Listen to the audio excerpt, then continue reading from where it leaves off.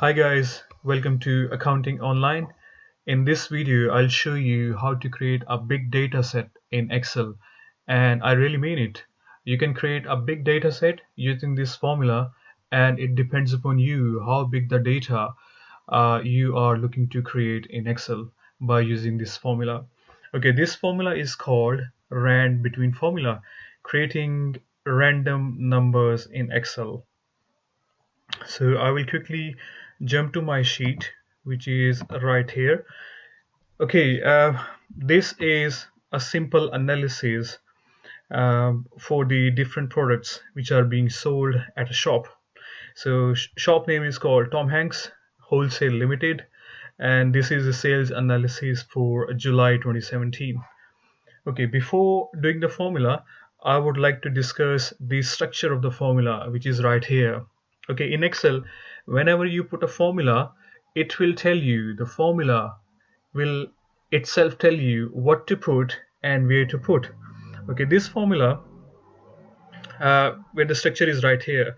So you put rand between, which is the formula we are going to do today, and then you open the parenthesis, which is a bracket, and then you put the bottom limit. This is the lower limit of the number you want to start your range from, and then you put comma, and then this is top limit, which is the upper limit of the range where you want to end your number. Okay, so for this video or for this analysis, I would put 300 for the bottom limit, or which is the lower limit. Let me put it here. So this is the lower limit and top limit is the upper limit, and I will put 800 here. So I'm going to put these two figures in my formula right here in a couple of seconds, and I want Excel to create a data set for me between 300 and 800. Okay, so let's put a formula. So I will click here. These are my numbers, and these are the products: bread, drinks, shampoo and soaps, snacks and meat. Okay, and I want to see the sales. I want to create a random figures, random numbers, the random sale numbers for these products for the week 1, because this is the analysis for July 2017. So what I will do is, okay, one important thing: whenever you need to start a formula in Excel, either you can start it with equal sign or with plus sign.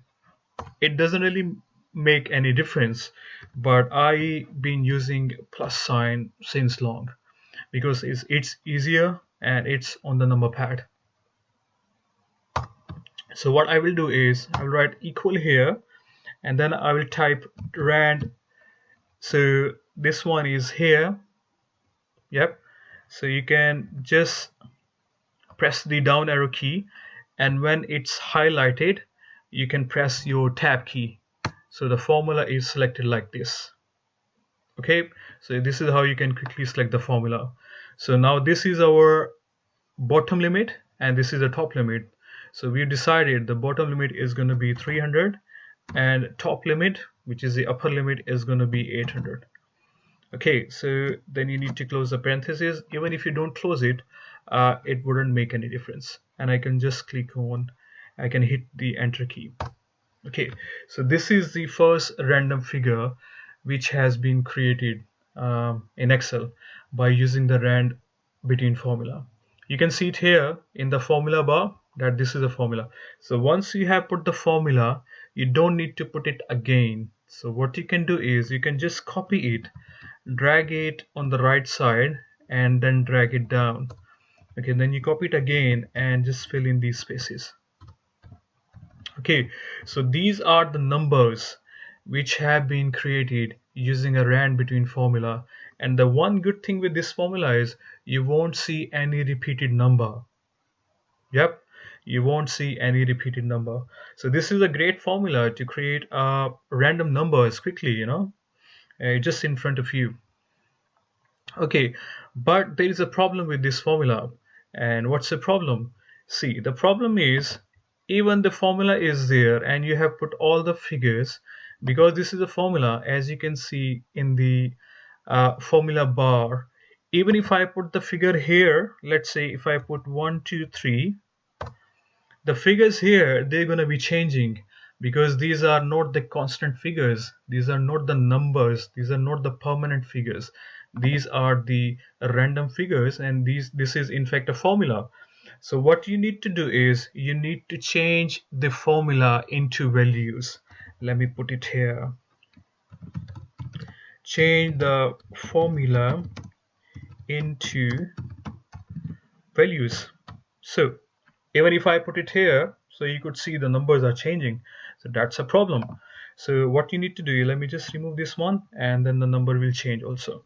So now my next step is I'm going to change this formula, because you can see the formula in the formula bar with the values. So what I need to do is I just need to select this data range which I have created using Randbetween, and then I will do right click in the selected area, copy, and then I will right click again and I will click on paste special. So in paste special, I will see this small dialog box. Can you see here there are different options, formulas and values. So what I'm going to do here is, because I'm changing the formula into values, so I'm going to select this values option here, and I will click on OK.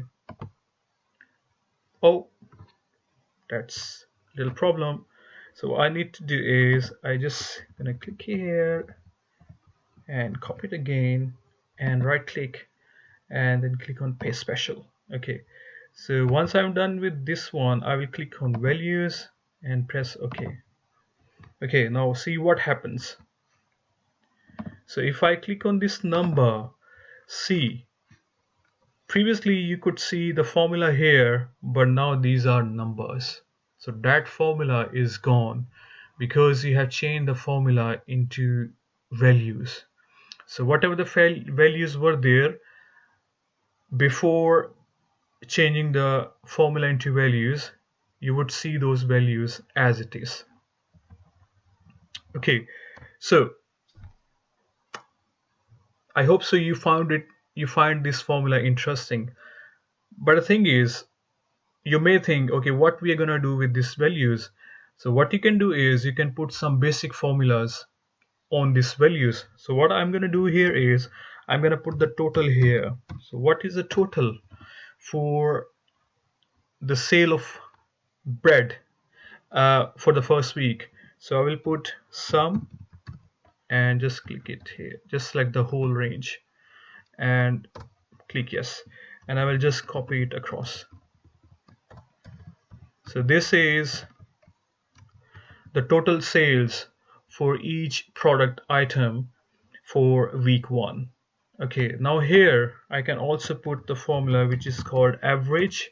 So I can write here average, then again this is the formula, so I can just click on down arrow key, and when it's selected I can click on my tab key. So this formula is selected. I just need to select the range, and it is going to give me the average of the sales for each of the product item. So I can just copy the formula across here. Okay, my next formula can be minimum. So what was the minimum sales figure for each of the product item in the whole week? So I'll write here minimum, which is here the first one. I don't need to do anything, and I will open the parentheses and I will just select the whole range and I will just copy it across. And the next formula is going to be maximum. Okay, what is the maximum sales, the biggest sale figure for each of the product item in the whole week? So the formula is max and just select the whole range for each product. Okay, here these are the quite few decimal places, but I don't want any decimal here because it just doesn't look good. It's just different from the whole of the data set.